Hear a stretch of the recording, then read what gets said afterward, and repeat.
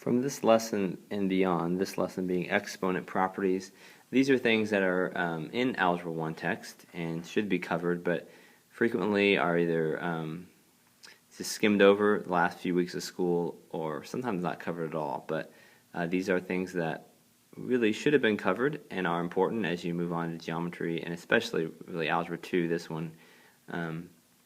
So we're going to discuss these, and freshmen who come in, we do expect them to know these, although when we assess their algebra abilities, we don't weight these topics and following as highly as the ones before.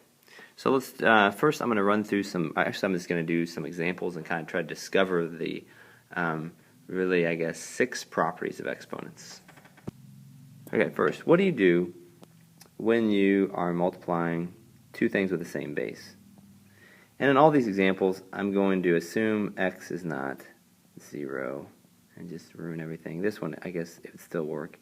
I'm trying to make a multiplication dot there. When you multiply these, if you're unsure, you could think, what's the rule? Well, I know x squared is x times x, and I know x cubed is x times x times x. So when that's multiplied together, so what's x times x times x times x times x? Well, that's the definition of exponents. That's x to the 5th. So what does that mean? That means that if you don't like these letters, sorry, but you could just look at the example if you prefer that.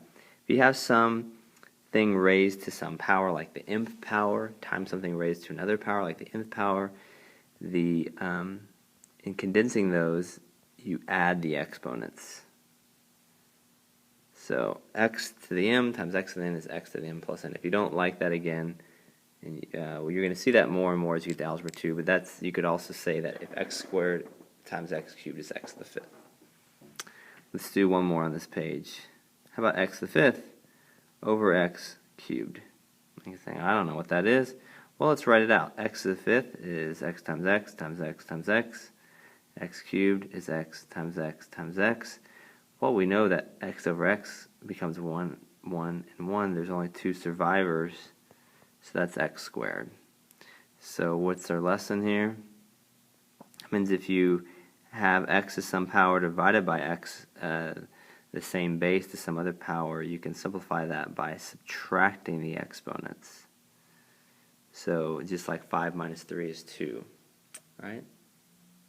Okay, let's go on. What about raising a power to a power? Well, I don't know. Maybe we forget the property. Well, we know that if you cube something, that means you're multiplying it by itself 3 times, right?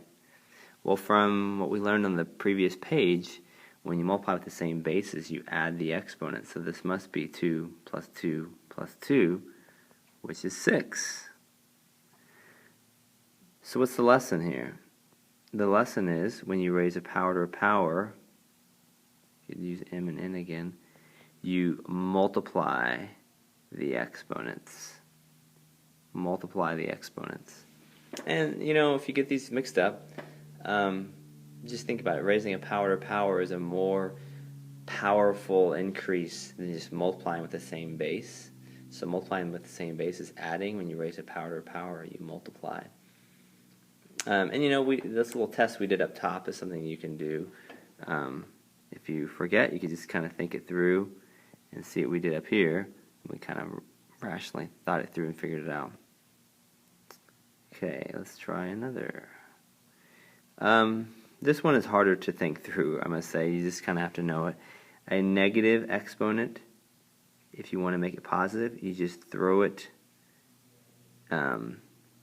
to a different level, I guess you could say. Here the x to the negative 2 is in the numerator. So you throw it down below and it becomes positive. Or another way to think of this is if you had 1 over like x to the negative 3, you want to make it positive, it gets thrown up top and then it's positive. Does that make sense? Hopefully so. So our conclusion is we could say if you have some x to the negative m in the denominator, you could write it just as x to the m. Or if you have x to the negative m just hanging out there, you want to make it positive, you could write it as 1 over x to the m. So I've heard some people say things like, the negative exponent is not happy. We want to make it happy.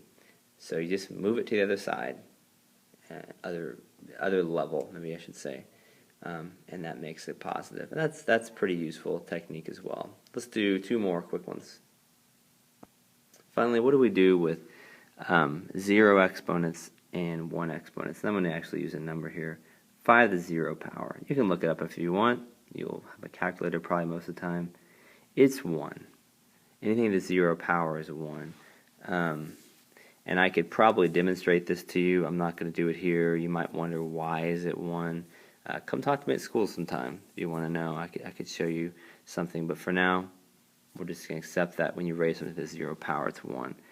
So what's the lesson here is that anything, I'm going to use the letter B here, to the 0 power is 1. Now, math people will want me to make this disclaimer. This only works when B is not 0, because 0 to the 0 power, you can't do that.